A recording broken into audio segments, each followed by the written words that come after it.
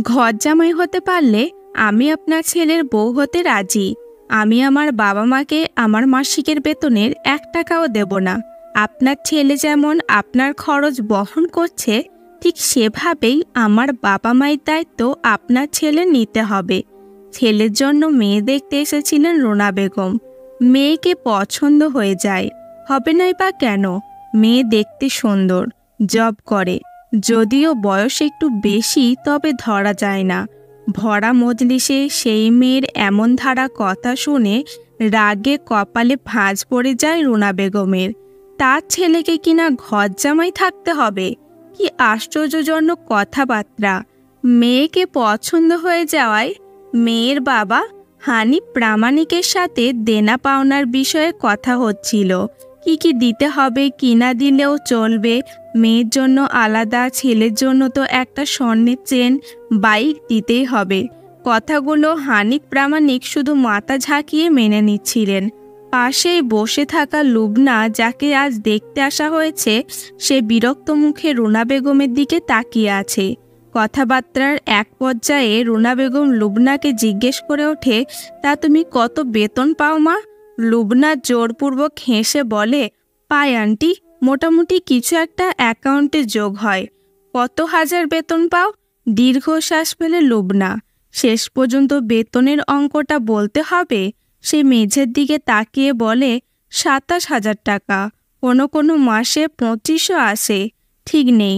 রুনা বেগম সচ্ছল একটা হাসি দিয়ে বলে, মাশাল্লাহ মাশাল্লাহ, খুব ভালো। শোনো মা, বিয়ের পর কিন্তু তোমার সব কিছুর ওপর আমার ছেলের অধিকার থাকবে।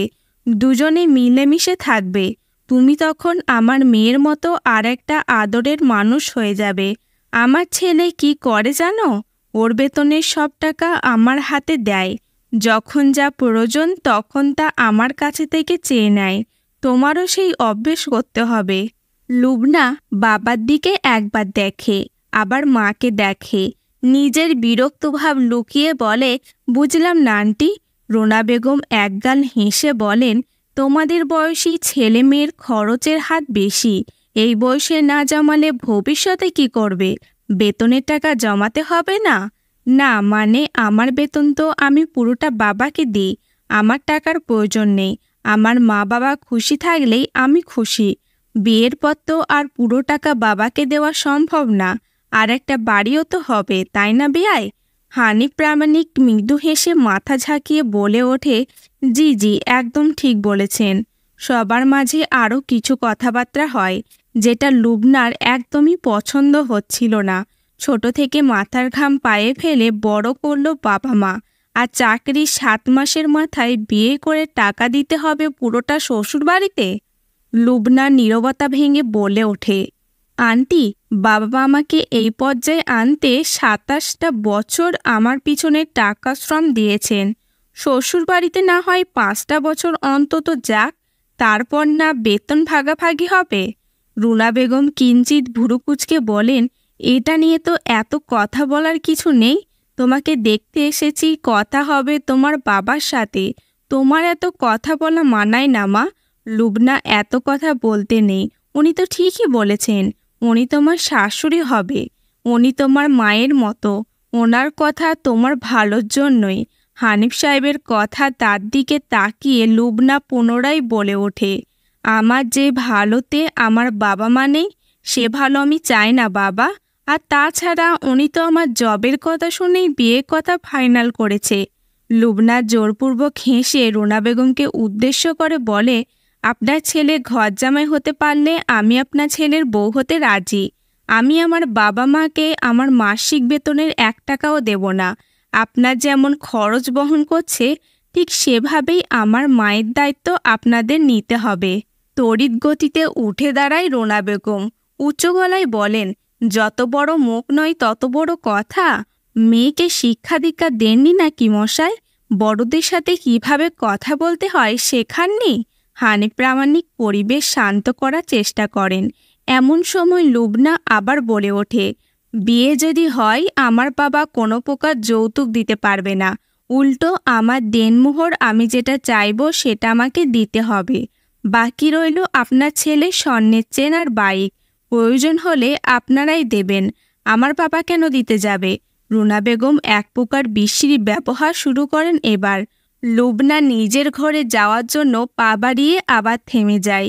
পিছনে ফিরে বলে ওঠে, এই বিয়েতে আমি নিজেই না করে দিলাম, ফ্রিতে একটা জ্ঞান দিই আপনাকে। ছেলে বিয়ে দিয়ে এরকম ভিক্ষা করার মনোভাব পাল্টে ফেলুন। আপনার নিজের অগোচরে সম্মান নষ্ট হয়, আপনি বুঝেও বোঝেন না। রুনা বেগম এবং সাথে যারা এসেছিলেন তারা সবাই তক্ষুনি বাড়ি থেকে বের হয়ে যান। হানিফ প্রামাণিক কোনো কথা বলার সুযোগ পান না, তিনি ঘরেই বসেছিলেন। কিছুক্ষণ পর লুবনা পোশাক চেঞ্জ করে বাবার পাশে এসে বসে। লুবনার মা রমেলা বেগম 3 কাপ চা নিয়ে এসে সামনে রেখে তিনি 1 কাপ নিয়ে বাকি 2 কাপ দুজনকে নিতে বলেন। লুবনা চায়ে চুমুক দিয়ে মায়ের দিকে তাকিয়ে বলে, মা, আমি ভুল করেছি? রমেলা বেগম মাথা নেড়ে বললেন, একদম না, একদম ঠিক করেছিস, আমার মেয়ে ভুল করতেই পারে না। লুবনা বাবাকে দেখিয়ে বলে, দেখো না, বাবা কেমন রাগ করে আছে, কথা বলছে না। হানিফ প্রামাণিক এবার বলে ওঠেন, আমি জানি তুই ঠিক ছিলি তখন, কিন্তু সব কথা সবসময় বলা উচিত না মা। তুমি আমার কথাগুলো বলতে পারতে বাবা, আমি না বললে তুমি এসব কখনো বলতে না।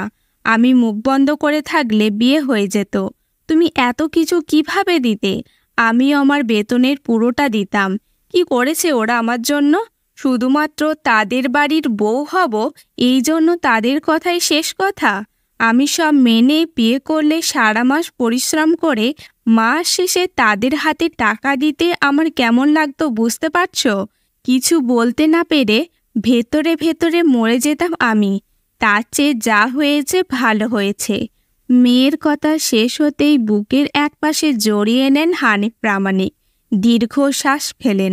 একমাত্র মেয়ে তার, কবে যে একটা ভালো ছেলের হাতে তুলে দিতে পারবেন। লুবনা হয়তো বাবার দীর্ঘশ্বাসের কারণ বুঝতে পারে। বাবার দিকে মুখ উঁচু করে তাকিয়ে বলে, বাবা, নো চিন্তা, আমাদের আল্লাহ আছে না? তোমার মেয়ের জন্য নিশ্চয়ই একটা ভালো ছেলে আর ভালো পরিবার বরাদ্দ আছে। দেখো,